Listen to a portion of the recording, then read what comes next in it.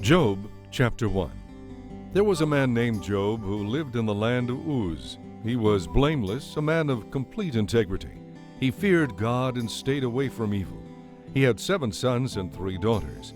He owned 7,000 sheep, 3,000 camels, 500 teams of oxen, and 500 female donkeys, and he employed many servants. He was, in fact, the richest person in that entire area.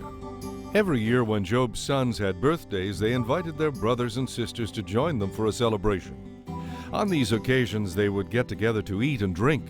When these celebrations ended, and sometimes they lasted several days, Job would purify his children. He would get up early in the morning and offer a burnt offering for each of them. For Job said to himself, "Perhaps my children have sinned and have cursed God in their hearts." This was Job's regular practice. One day the angels came to present themselves before the Lord, and Satan, the accuser, came with them. "Where have you come from?" the Lord asked Satan. And Satan answered the Lord, "I have been going back and forth across the earth, watching everything that's going on." Then the Lord asked Satan, "Have you noticed my servant Job? He is the finest man in all the earth, a man of complete integrity. He fears God and will have nothing to do with evil." Satan replied to the Lord, "Yes, Job fears God, but not without good reason. You have always protected him and his home and his property from harm. You have made him prosperous in everything he does. Look how rich he is. But take away everything he has, and he will surely curse you to your face." "All right, you may test him," the Lord said to Satan. "Do whatever you want with everything he possesses, but don't harm him physically." So Satan left the Lord's presence. One day, when Job's sons and daughters were dining at the oldest brother's house, a messenger arrived at Job's home with this news: "Your oxen were plowing, with the donkeys feeding beside them. When the Sabaeans raided us, they stole all the animals and killed all the farmhands. I am the only one who escaped to tell you."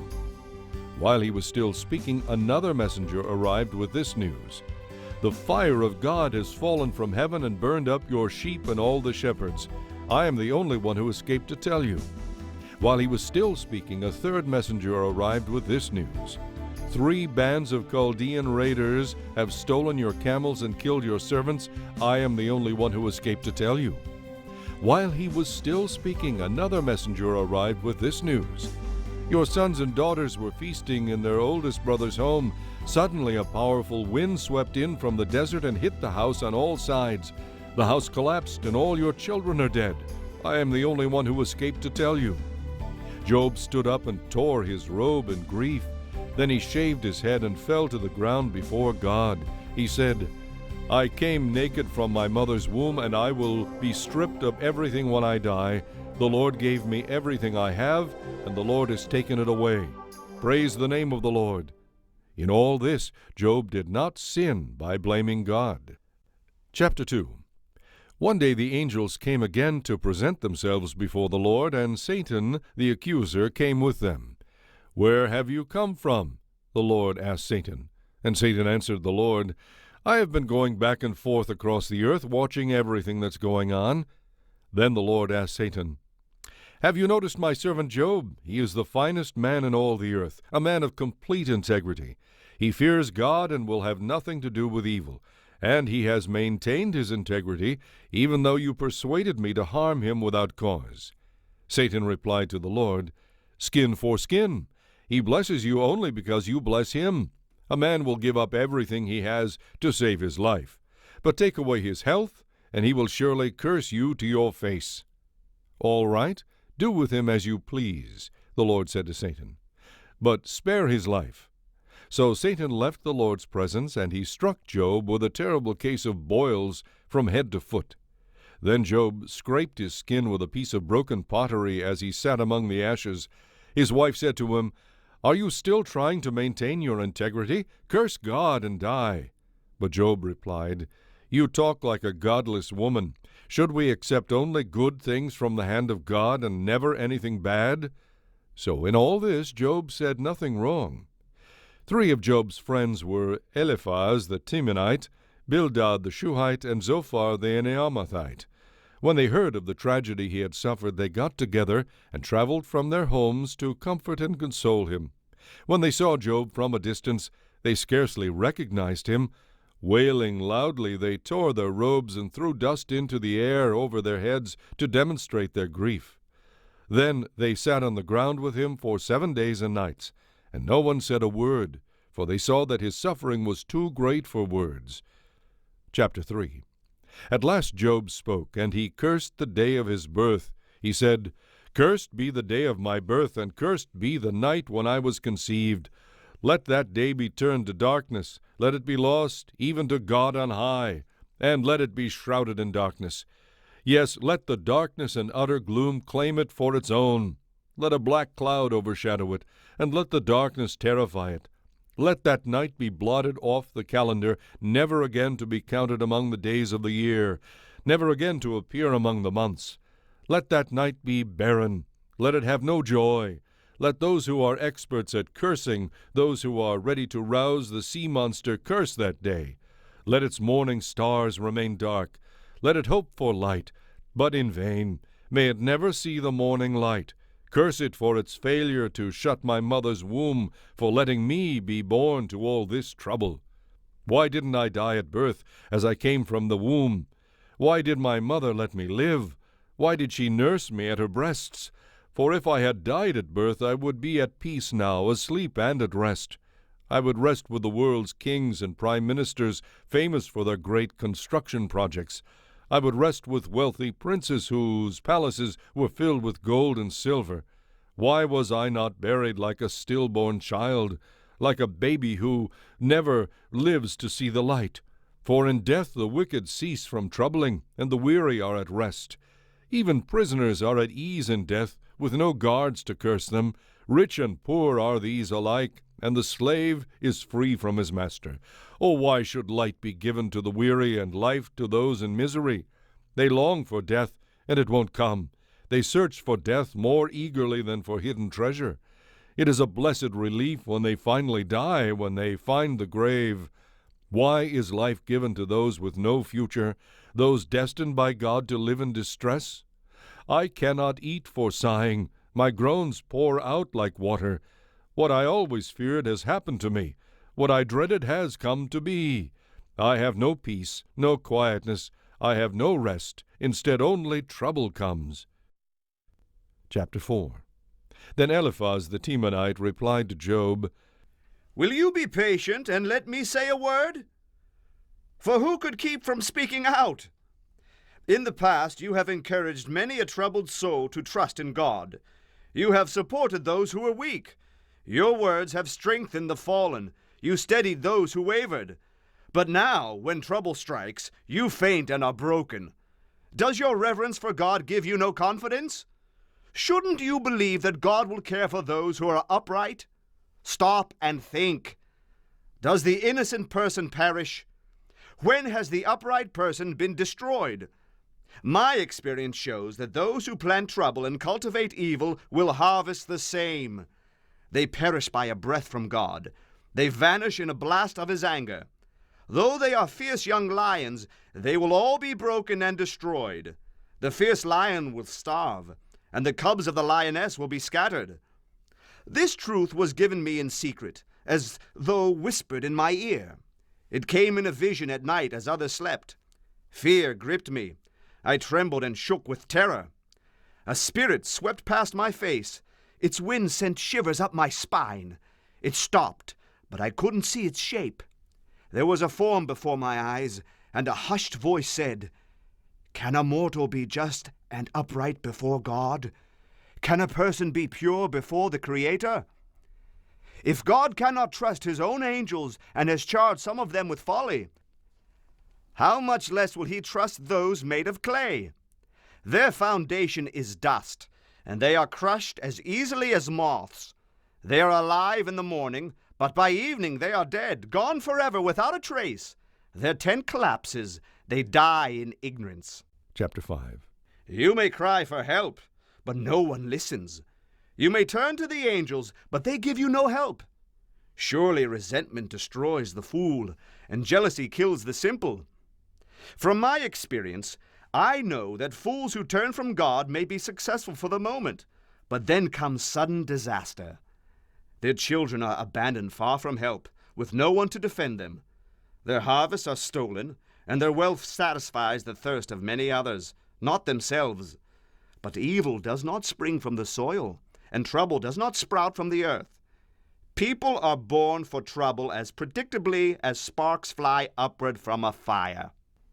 My advice to you is this: go to God and present your case to him, for he does great works too marvelous to understand. He performs miracles without number. He gives rain for the earth. He sends water for the fields. He gives prosperity to the poor and humble, and he takes sufferers to safety. He frustrates the plans of the crafty, so their efforts will not succeed. He catches those who will think they are wise in their own cleverness, so that their cunning schemes are thwarted. They grope in the daylight as though they were blind. They see no better in the daytime than at night.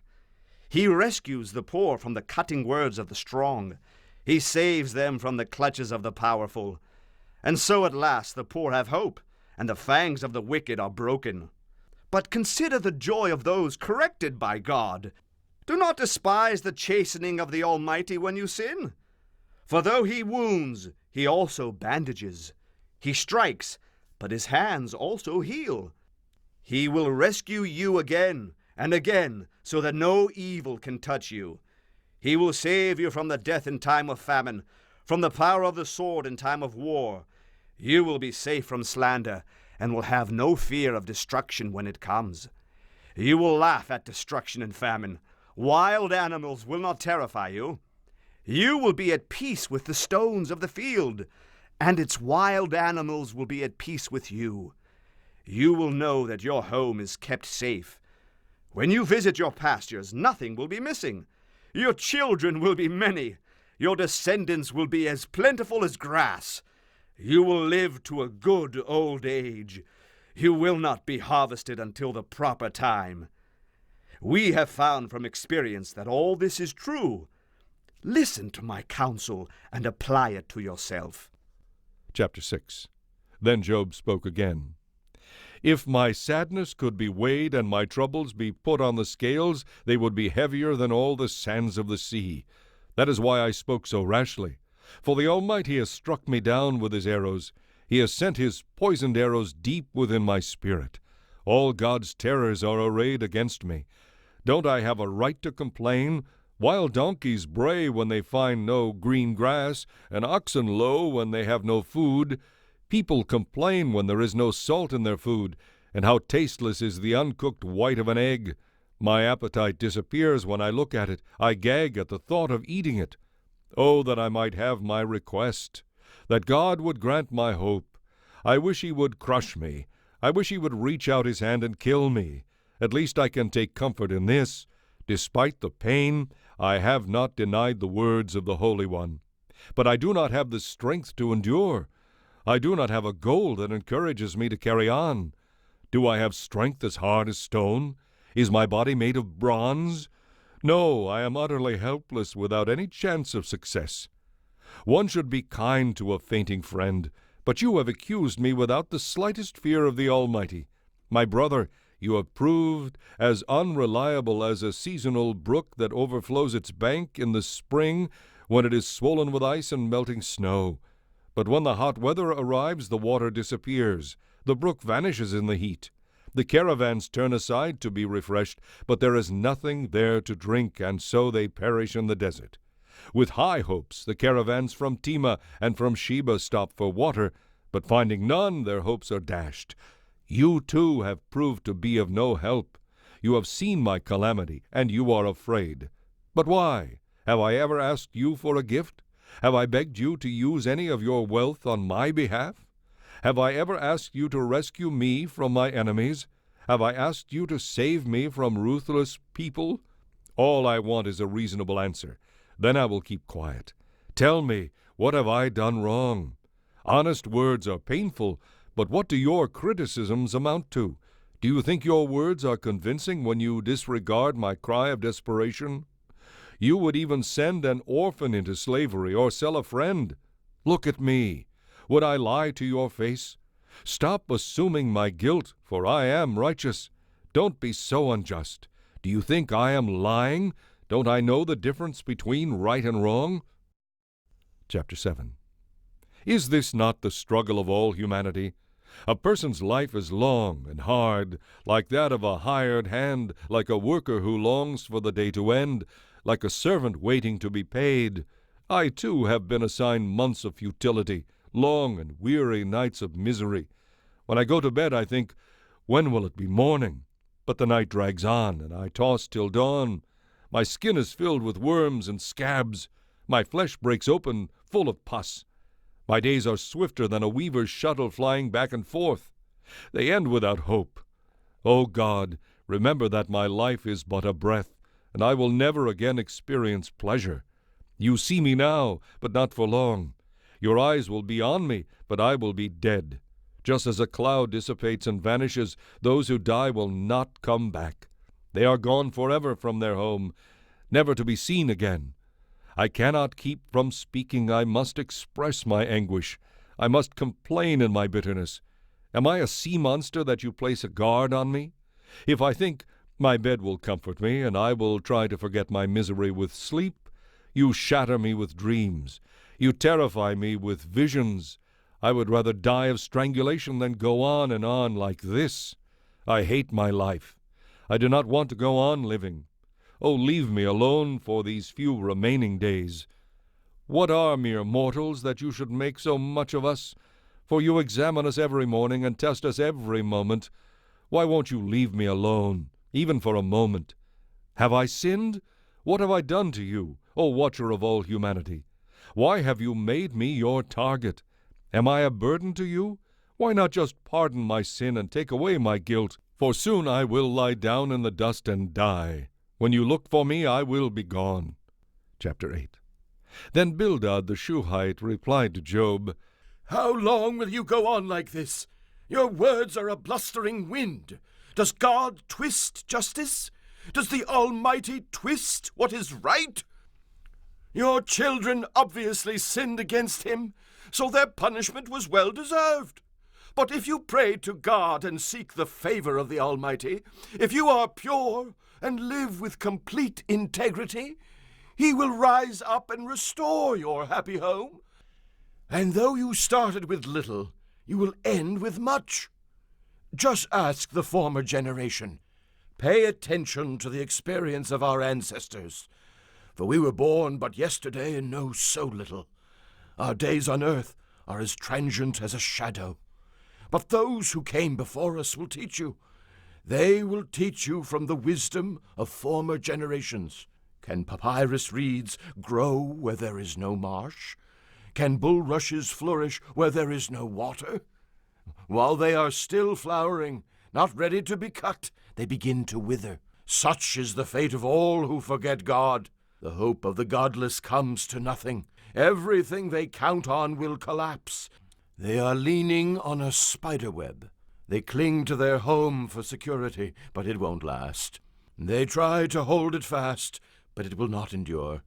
The godless seems so strong, like a lush plant growing in the sunshine, its branches spreading across the garden. Its roots grow down through a pile of rocks to hold it firm. But when it is uprooted, it isn't even mist. That is the end of its life, and others spring up from the earth to replace it. But look! God will not reject a person of integrity, nor will he make evildoers prosper. He will yet fill your mouth with laughter, and your lips with shouts of joy. Those who hate you will be clothed with shame, and the tent of the wicked will be destroyed. Chapter 9. Then Job spoke again. Yes, I know this is all true in principle, but how can a person be declared innocent in the eyes of God? If someone wanted to take God to court, would it be possible to answer him even once in 1,000 times? For God is so wise and so mighty. For who has ever challenged him successfully? Without warning, he moves the mountains, overturning them in his anger. He shakes the earth from its place, and its foundations tremble. If he commands it, the sun won't rise and the stars won't shine. He alone has spread out the heavens and marches on the waves of the sea. He made all the stars, the Bear, Orion, the Pleiades, and the constellations of the southern sky. His great works are too marvelous to understand. He performs miracles without number. Yet when he comes near, I cannot see him. When he moves on, I do not see him go. If he sends death to snatch someone away, who can stop him? Who dares to ask him, "What are you doing?" And God does not restrain his anger. The mightiest forces against him are crushed beneath his feet. And who am I, that I should try to answer God, or even reason with him? Even if I were innocent, I would have no defense. I could only plead for mercy. And even if I summoned him and he responded, he would never listen to me, for he attacks me without reason, and he multiplies my wounds without cause. He will not let me catch my breath, but fills me instead with bitter sorrows. As for strength, he has it. As for justice, who can challenge him? Though I am innocent, my own mouth would pronounce me guilty. Though I am blameless, it would prove me wicked. I am innocent, but it makes no difference to me. I despise my life. Innocent or wicked, it is all the same to him. That is why I say, he destroys both the blameless and the wicked. He laughs when a plague suddenly kills the innocent. The whole earth is in the hands of the wicked, and God blinds the eyes of the judges and lets them be unfair. If not he, then who? My life passes more swiftly than a runner. It flees away filled with tragedy. It disappears like a swift boat, like an eagle that swoops down on its prey. If I decided to forget my complaints, if I decided to end my sadness and be cheerful, I would dread all the pain he would send, for I know you will not hold me innocent, O God. Whatever happens, I will be found guilty. So what's the use of trying? Even if I were to wash myself with soap and cleanse my hands with lye to make them absolutely clean, you would plunge me into a muddy ditch, and I would be so filthy my own clothing would hate me. God is not a mortal like me, so I cannot argue with him or take him to trial. If only there were a mediator who could bring us together, but there is none. The mediator could make God stop beating me, and I would no longer live in terror of his punishment. Then I could speak to him without fear, but I cannot do that in my own strength. Chapter 10. I am disgusted with my life. Let me complain freely. I will speak in the bitterness of my soul. I will say to God, "Don't simply condemn me. Tell me the charge you are bringing against me. What do you gain by oppressing me? Why do you reject me, the work of your own hands, while sending joy and prosperity to the wicked? Are your eyes only those of a human? Do you see things as people see them? Is your lifetime merely human? Is your life so short that you are in a hurry to probe for my guilt, to search for my sin? Although you know I am not guilty, no one can rescue me from your power. You formed me with your hands, you made me, and yet you completely destroy me. Remember that I am made of dust. Will you turn me back to dust so soon? You guided my conception and formed me in the womb. You clothed me with skin and flesh, and you knit my bones and sinews together. You gave me life and showed me your unfailing love. My life was preserved by your care. Yet your real motive, I know this was your intent, was to watch me, and if I sinned, you would not forgive my iniquity. If I am guilty, too bad for me. And even if I'm innocent, I am filled with shame and misery so that I can't hold my head high. And if I hold my head high, you hunt me like a lion and display your awesome power against me. Again and again you witness against me. You pour out an ever-increasing volume of anger upon me and bring fresh armies against me. Why then did you bring me out of my mother's womb? Why didn't you let me die at birth? Then I would have been spared this miserable existence. I would have gone directly from the womb to the grave. I have only a little time left, so leave me alone, that I may have a little moment of comfort before I leave for the land of darkness and utter gloom, never to return. It is a land as dark as midnight, a land of utter gloom where confusion reigns, and the light is as dark as midnight. Chapter 11. Then Zophar the Naamathite replied to Job, Shouldn't someone answer this torrent of words? Is a person proved innocent just by talking a lot? Should I remain silent while you babble on? When you mock God, shouldn't someone make you ashamed? You claim, my teaching is pure, and I am clean in the sight of God. If only God would speak, if only He would tell you what He thinks, if only He would tell you the secrets of wisdom, for true wisdom is not a simple matter. Listen, God is doubtless punishing you far less than you deserve. Can you solve the mysteries of God? Can you discover everything there is to know about the Almighty? Such knowledge is higher than the heavens. But who are you? It is deeper than the underworld. What can you know in comparison to Him? It is broader than the earth and wider than the sea. If God comes along and puts a person in prison, or if He calls the court to order, who is going to stop Him? For He knows those who are false, and He takes note of all their sins. An empty-headed person won't become wise any more than a wild donkey can bear human offspring. If only you would prepare your heart and lift up your hands to Him in prayer, get rid of your sins and leave all iniquity behind you. Then your face will brighten in innocence. You will be strong and free of fear. You will forget your misery. It will all be gone like water under the bridge. Your life will be brighter than the noonday. Any darkness will be as bright as morning. You will have courage because you will have hope. You will be protected and will rest in safety. You will lie down unafraid, and many will look to you for help. But the wicked will lose hope. They have no escape. Their hope becomes despair. Chapter 12. Then Job spoke again. You really know everything, don't you? And when you die, wisdom will die with you. Well, I know a few things myself, and you're no better than I am. Who doesn't know these things you've been saying? Yet my friends laugh at me. I am a man who calls on God and receives an answer. I am a just and blameless man, yet they laugh at me. People who are at ease mock those in trouble. They give a push to people who are stumbling.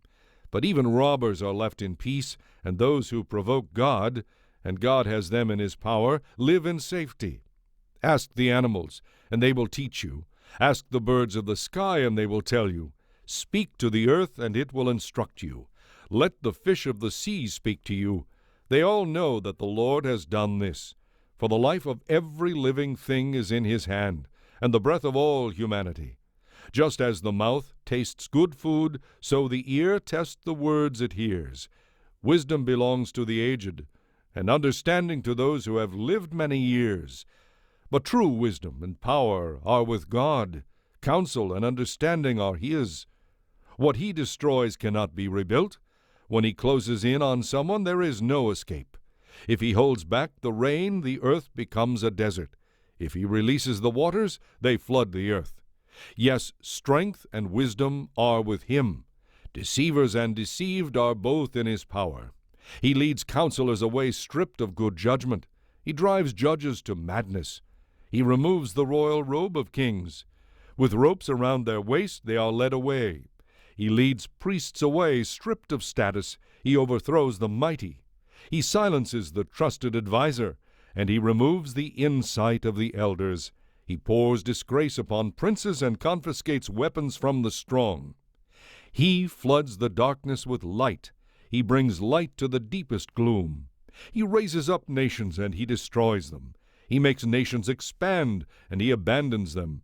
He takes away the understanding of kings, and He leaves them wandering in a wasteland without a path. They grope in the darkness without a light. He makes them stagger like drunkards. Chapter 13. Look, I have seen many instances such as you describe. I understand what you are saying. I know as much as you do. You are no better than I am. Oh, how I long to speak directly to the Almighty. I want to argue my case with God Himself, for you are smearing me with lies. As doctors, you are worthless quacks. Please be quiet. That's the smartest thing you could do. Listen to my charge. Pay attention to my arguments. Are you defending God by means of lies and dishonest arguments? You should be impartial witnesses. But will you slant your testimony in His favor? Will you argue God's case for Him? Be careful that He doesn't find out what you are doing.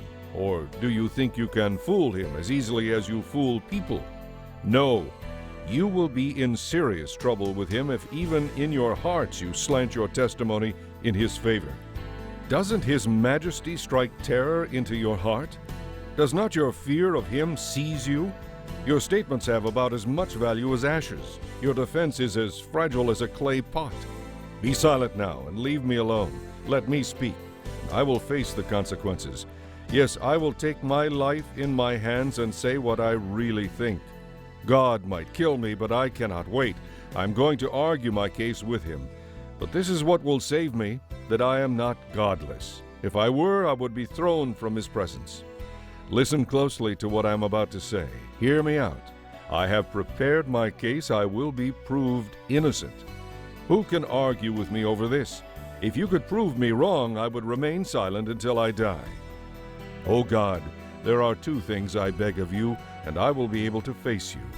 Remove your hand from me, and don't terrify me with your awesome presence. Now summon me, and I will answer.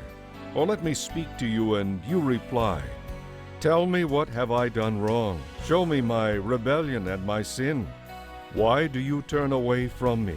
Why do you consider me your enemy? Would you terrify a leaf that is blown by the wind? Would you chase a dry stalk of grass?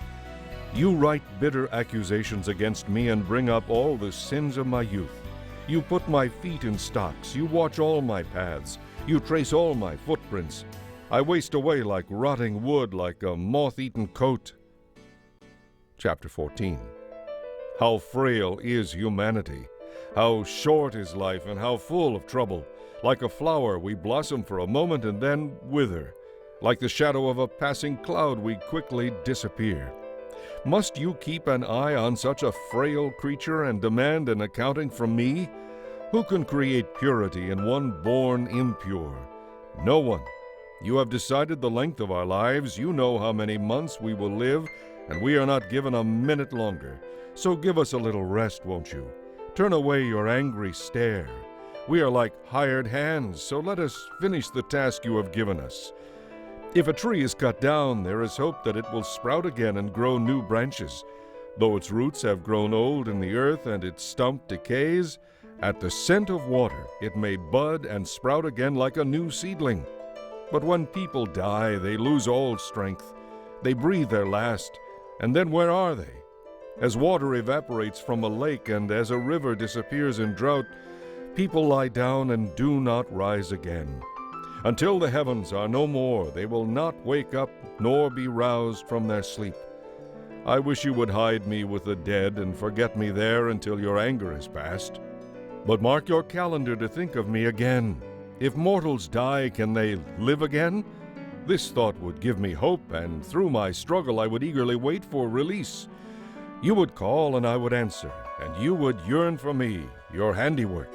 For then you would count my steps instead of watching for my sins. My sins would be sealed in a pouch, and you would cover over my iniquity. But as mountains fall and crumble and as rocks